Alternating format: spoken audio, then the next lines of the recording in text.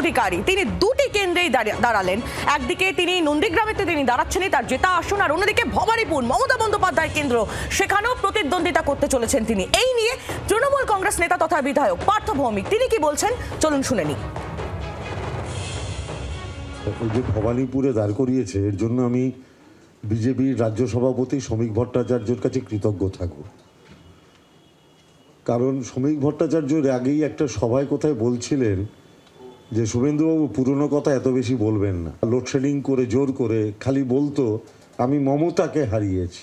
শ্রমিক ভট্টাচার্য এই জন্য ওনাকে ভবানীপুরে দাঁড় করিয়ে দিয়েছেন, যাতে এই কথাটার পুনরাবৃত্তি তিনি জীবনে আর করতে না পারেন, যাতে তাকে লোকের মুখে শুনতে হয় যে আপনি ভবানীপুরে 1 লাখের উপর ভোটে হেরেছেন।